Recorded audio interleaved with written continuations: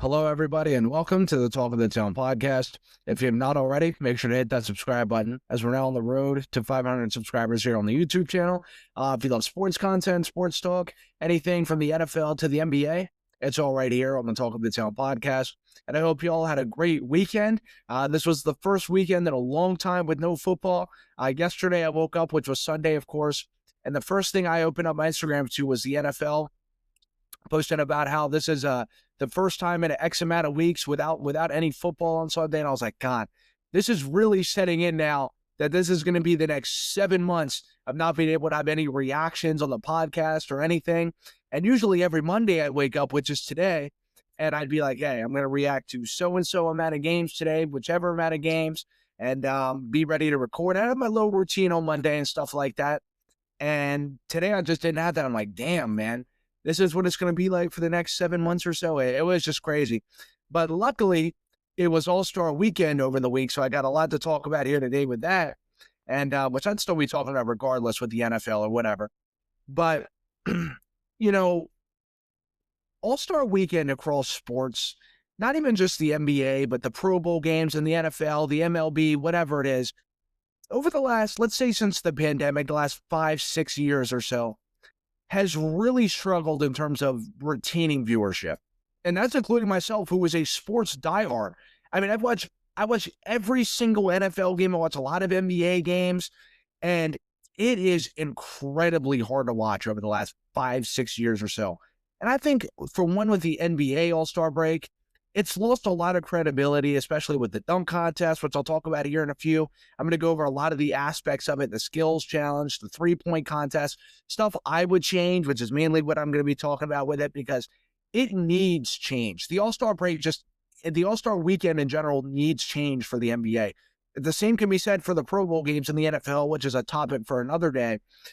But some of the changes I would make to the NBA All-Star game is finding a way to be able to make it enjoyable to watch and get the players to really want to play. Now, I know that over the weekend, people were like, oh, well, Wemby was passionate about the games. You've seen Kawhi Leonard go off for 31 points in 12 minutes. It seemed like they were really trying, and they were in aspects, but they've always tried to a certain extent in these games. They don't just go out there and play with their hands behind their back and toss up layups and oops and whatever. You know, it's always, not even just over the last 5 to 6 years, it's always had its relaxed element to it. These guys are on a break from the regular season for a while. They've been playing for months straight. They got the playoffs in their sights. Some of them do at least. And yeah, it's always been a bit of a break and always been a bit lazy in certain aspects. But it's always, what has always been good with the All-Star games is the celebrities there. You have the fans really into it while they're there. You have the players into it to a certain extent. And just like the vibes are up. They're just not there anymore. And even when you watch the dunk contest, there's always, every single dunk contest you can go back and point to where it was a really bad dunk and the crowd is into it.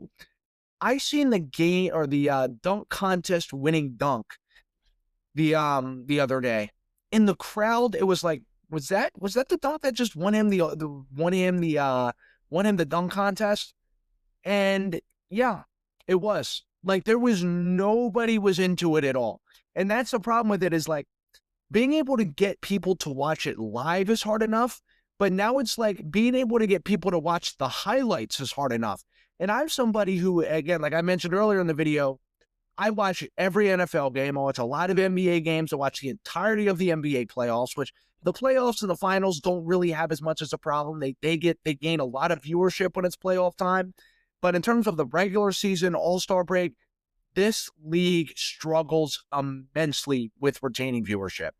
And one of my changes I would propose would be to change the location of the All-Star break. And you're probably like, well, Matt, you know, they move it to Charlotte, they move it to Cleveland, LA, they move it every single year to another city.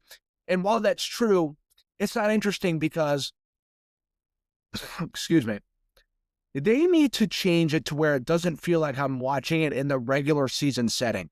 And I feel like that's kind of the problem with it, is like when I'm watching it, it feels like more of a boring regular season game anymore than actually watching something exciting.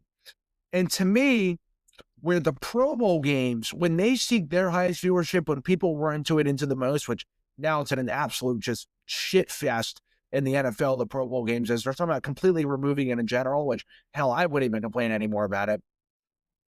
It was at its peak when it was in Honolulu, Hawaii. And I say the same for the NBA, because when you took those guys in the Pro Bowl games to Honolulu, they seen it as, hey, it's a free trip there. We get to go somewhere where we never get to play football at, right? The same can be said for basketball. Those guys never get to play basketball in Hawaii ever. We get to go here on a free trip. We get to take our families. It's a nice break in a warm weather state. We get to see places we don't really get to see. It's a completely different environment from, let's say, playing in Indiana, Chicago, Cleveland, even LA, really, to be honest with you. Those guys, I think it would give them more of an incentive to play. Also, too, it would change the scenery of the court. For years now, people have been talking about, well, why don't they try to move it to an outdoor game, maybe at a 1v1 tournament of some sort? I think in Hawaii, when you have a literally beautiful warm weather state that is just aesthetically pleasing to look at, which NBA All-Star Weekend is not aesthetically pleasing to look at. It feels like you're watching a dark regular season game, which I think matters in terms of getting someone to watch it now. You can move it outdoors in somewhere like Hawaii. Now, of course, you're probably wondering, well, what if it's windy? What if it's raining? You can't play. There's a million ways around that. You have windscreens for the wind, and you're probably wondering, well, what about the fans around the place? How are you going to fill out a whole state? They have outdoor stadiums there. There is outdoor places. Give it like a bit of decorate it to be a bit of a street ball element there. Those guys love being someone who's played thousands of games of street ball in their life. Played basketball for a majority of my life. Being able to, that street ball element never leaves anybody. And I guarantee you those NBA players, they grow up in rough cities. Not all of them do, but some of them, they talk about, where they grow up at, rough cities, playing street ball. You're telling me those guys would love to go out there and be able to show off that street ball? Street ball is different than basketball. And those are two different things. And those guys, they love street ball. And when you bring that element to just be able to watch it, and those players, you're telling me they would love to go out there and kind of more maybe casual gear. You kind of bring street ball gear out. You bring back the long early 2000s shorts and stuff like that. The street ball kind of shirts, the long baggies kind of stuff from the early 2000s. Those guys would absolutely eat that shit up. You're in Hawaii, and that would give them incentive to play the game of basketball, especially on All-Star Weekend. It really makes them feel like it's not just, oh, well, it's a week break, and I'm here on All-Star Weekend, which I was debating on even coming to anyway. A lot of those guys even debate on playing in it. You do that scenario, those guys aren't even debating and play. They want to. It's like, dude, this is completely different. We have a street ball element. We're out here. We're on the outdoor courts in Hawaii. We'd love to play in that. And those guys will go out there and play their ass off. And in terms of watching it from the TV, watching it there, dude, I'd love to watch that. You have the bright lights at nighttime. You put on the All-Star game then when they're outside at night with the bright lights. The aesthetic of watching that would be insane. I mean, I'd be like, bro, they need to have normal NBA games like this. This is a great watch. Imagine the dunk contest at night and bright lights outside in Hawaii. You have the fan base around it and all. That street court, street ball element to it. That's what they need to do for All-Star Weekend. They need to change the complete element of it, because going to different cities and different stadiums, these guys playing multiple times a year, it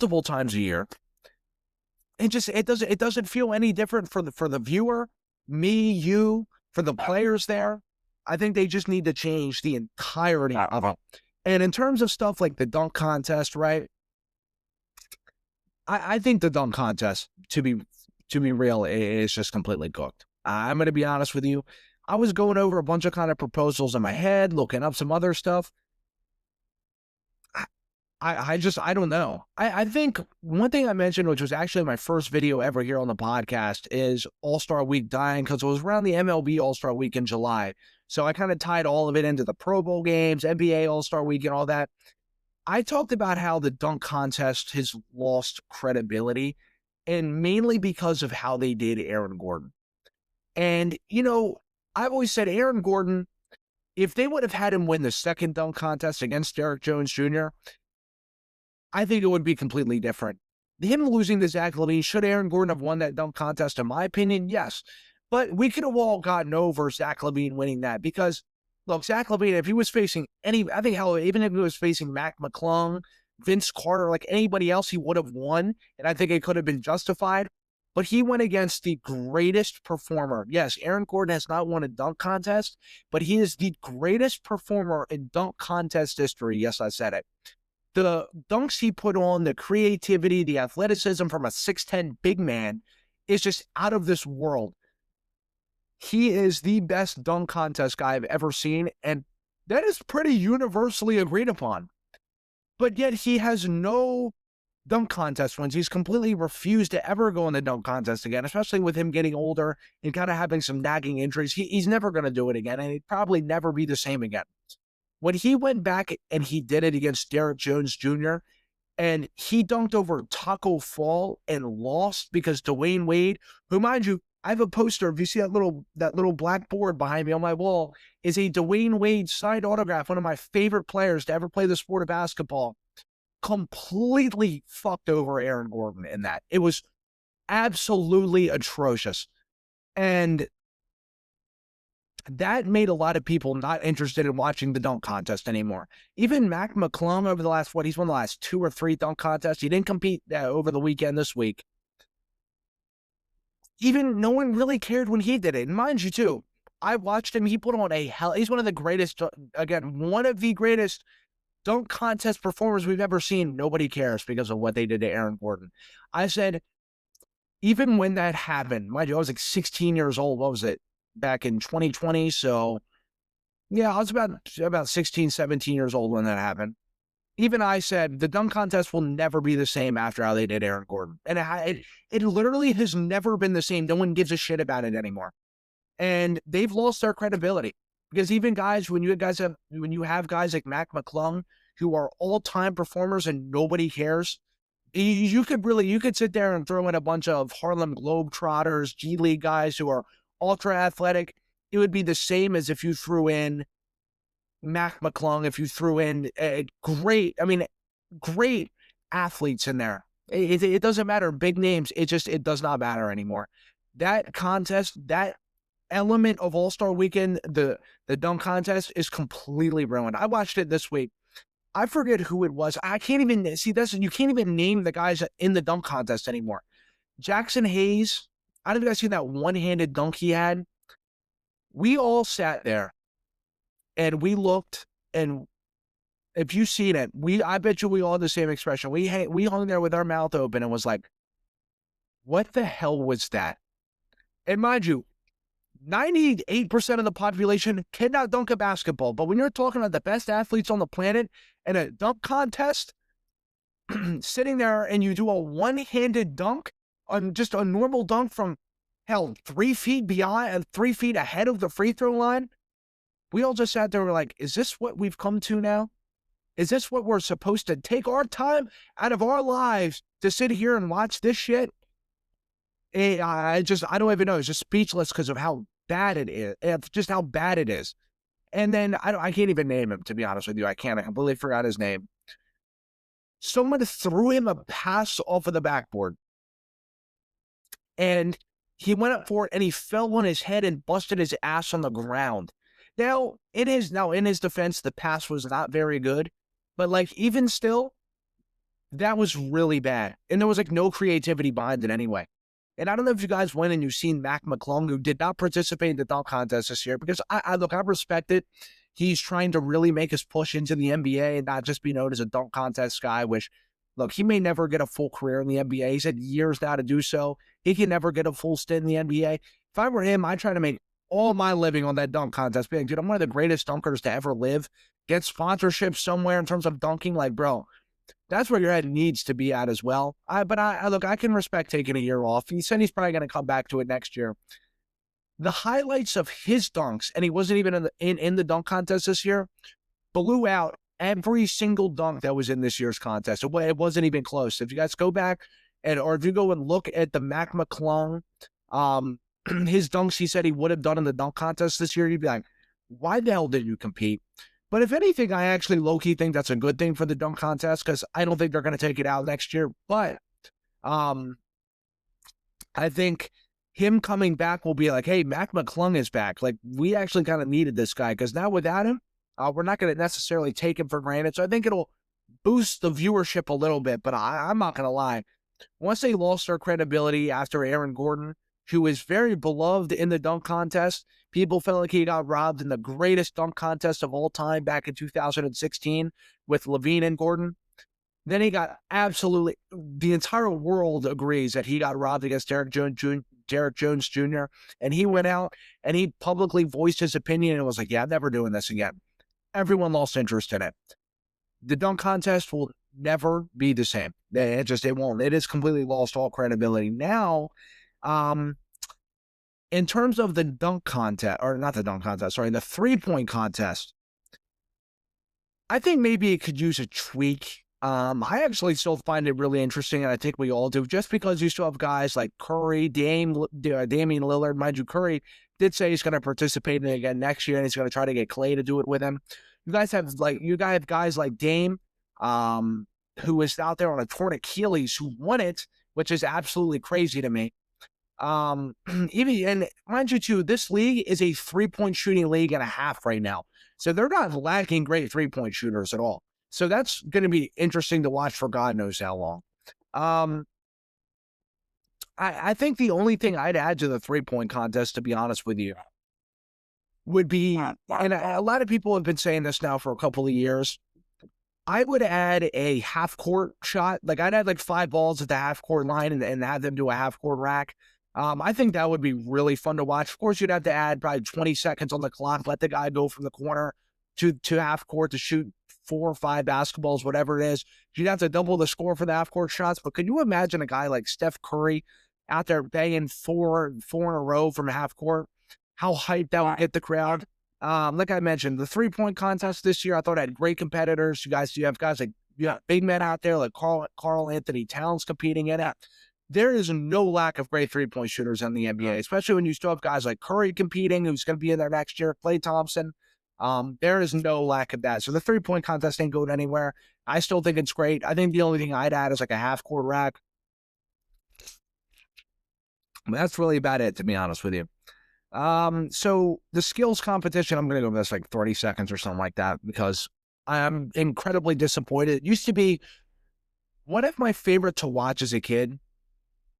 And seeing like guys like Victor Wembanyama go out there this weekend, and they're not even doing the skills competition. They're out there and they're blatantly trying to cheese it to try to get the fastest score. It was abysmal to watch. I mean, genuinely, it was abysmal to watch. When you want to go out there and you want to see the guys go out there, and how many passes can he make? How many shots can he make? Or how long will it take him to make this shot from so-and-so? And how fast will it take? They're out there blatantly missing passes, missing shots, not even trying to make the dunk to try to get the fastest time. Let me give you guys a hint. Nobody gives a shit about you missing, out there blatantly missing passes. We want to see you go and make the pass. We want to see you try. That's the reason no one can get into All-Star Weekend, because you guys aren't out there trying. Like, they're out there saying, oh, well, we are trying during the break. Bro, you're out there and you're blatantly going out there missing. You're not trying to do any of it to try to get the fastest score. That to me is beyond lame. I don't even want to sit here and really talk about it because it actually like kind of makes me mad. It used to be one of my favorites to watch. I used to go out there. I could watch the highlights every morning before I went to school. Seriously. No matter how many times I'd watch it, I'd go back and watch previous ones. I'd watch the current one over and over again. It was one of my favorites. Now it's just a disaster. I don't even bother watching it anymore. It was incredibly disappointing to see. Adam Silver, though, and there's been a lot of things going on with him. Of course, he's tied into the All-Star Weekend. I've been saying now for years, with between the in-season tournament and his obsession with tournament-style play, the one thing he does not add to the All-Star game is a 1v1 tournament, a 2v2 tournament. Things people have been saying they've been wanting to see for years. Now he's talking about adding some sort of tournament to where they all go to 50 points, or he's talking about every other tournament besides what people want to see. I think, and I've been saying for years, Adam Silver has been nothing but a detriment to the NBA. Since he's taken it over, viewership has declined almost every year in the NBA. That is a fact.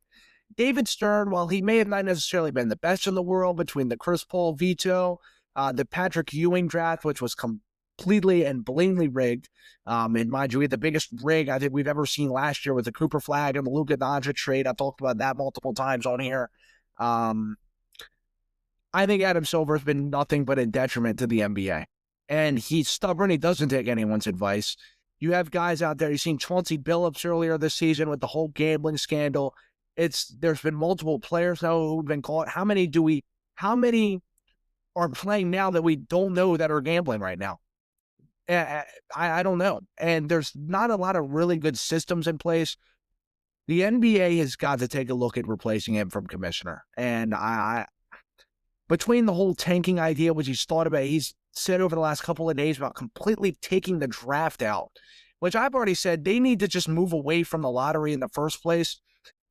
One thing you need to do, and I've said this with every team, if you want to take away tanking, if it's that blatant, right, to where we seen the Utah Jazz and I think it was the Kings last week or something like that, they played a game. 90% of the starters did not play in those games. They all sat them because those are two of some of the worst teams in the league looking to get the first overall pick in the draft. Mind you, it is a lottery as well, but they want that boosted chance of doing it. They find them, but they find them $500,000. You need to find them when it's that blatant. Find them millions of dollars for blatantly tanking.